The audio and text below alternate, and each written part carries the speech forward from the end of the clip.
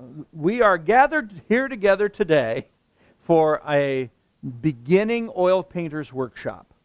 And to let you know how much of a beginner I expect you to be, this is a paintbrush. We're going to have fun today, and we're going to be introduced to the technique of oil paint. If you have never worked with oil paint before, we're going to be doing a lot of really basic stuff to give you a foundation upon which to build. So what we're going to be doing today is, and what we're going to be covering is going to be very fundamental. But with these fundamentals, you will hopefully at the end of these 2 days have a foundation that you can build on with some confidence, with at least some knowledge of where you want to go, because you've got a good base to start out from. We're going to be working with oil paint. And the reason I like oil paint for beginners is that, in my opinion, oil paint is very student friendly. I want to take just a moment and explain the difference between cold and warm. And to do that, we're going to look at the color wheel. I have this arrow going from the middle of the green to the middle of the red. And we've divided the color wheel into 2 halves. We've divided into the yellow-orange half and the blue-violet half. When I say a warm color, I'm talking a color that has a hint of a yellow-orange, red-orange, yellowy-green, something that is from the warm half of the color wheel. Now, why do we call it warm? Well, all of us have sat at a fireside, either at a campfire or a fireplace, and we've been mesmerized by that cuddly, warm glow, and there's kind of a primordial affinity we have with a campfire. Well, these warm colors are colors that our eye and our brain process as colors that are close to us. Cool colors are the colors associated with an iceberg or something really cold.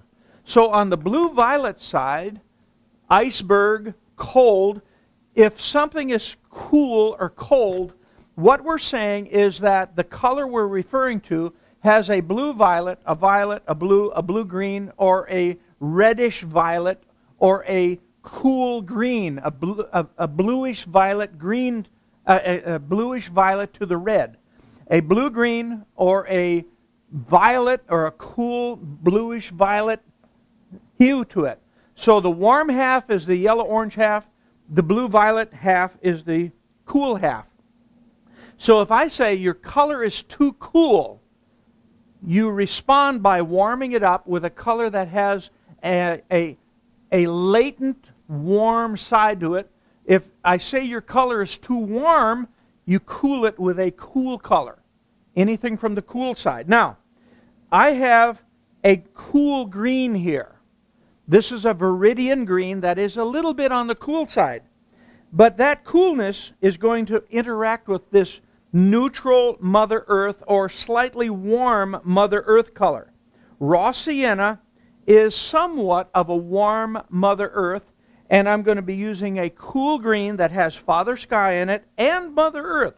Mother Earth and Father Sky have already been married, and they've produced this child that's called viridian green. Before we go on to the next phase of our workshop, I want to talk to you a little bit about complementary colors. The color wheel is something that has been perfected over a period of many years, and it has to do with our primary colors, secondary colors, tertiary colors, how they work with one another. There's things called analogous colors and the color triad and all these things. There's a real science associated with the color wheel. The number one thing that I wanted to call your attention to was what we discussed earlier, which was the difference between a warm and a cool color. Now I want to take just a moment and talk to you about complementary colors. You'll notice that I have this arrow that goes from the green to the red, which divides the color wheel in half. Warm half, cold half. But let's take a look at what happens if we go to a red-orange. The color that's straight across the wheel is a blue-green. So if we take a look at orange, or a burnt sienna, which is Mother Earth's red and orange, we see that a blue-green with that is going to give us essentially a complement or a neutralized color, which we experimented with the burnt sienna and the dark green. We ended up getting a black. Well, in reality, what that is complementary colors. Whenever complementary colors are mixed together, they neutralize each other and produce a gray. So if I take this color wheel now and turn it over to, say, yellow and purple, you think of a sunrise or a sunset, we think of a lot of yellows, we think of some yellow oranges, and we think of oranges that are in the sky of a sunset, sunrise. Well, look what happens. What colors are you going to use to complement those strong colors and gray things out? Orange and blue. What are the colors for that football team down in Florida? Orange and blue. Yellow, orange, and violet. Yellow orange is what's called a tertiary color. It is a color that you get when you mix a primary and the secondary color next to it.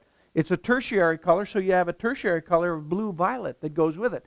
Now, thinking in terms of, say, a cloud or a series of clouds in a sunrise or sunset, they're going to have to be neutralized or grayed a little bit.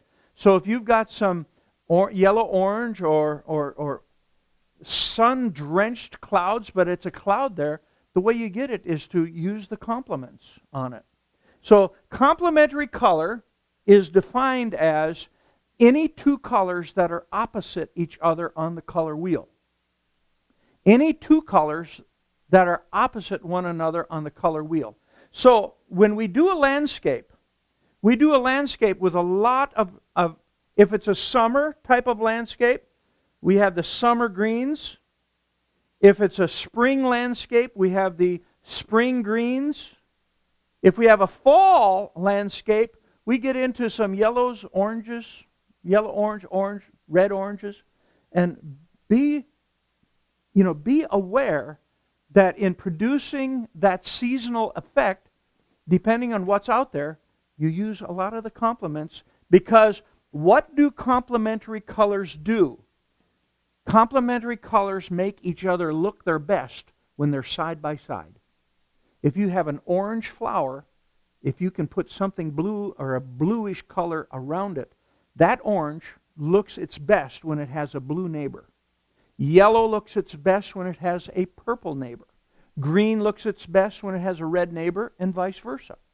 So thinking in terms of some of the petunias, we have beautiful petunias that are yellow, but what's the heart of that petunia?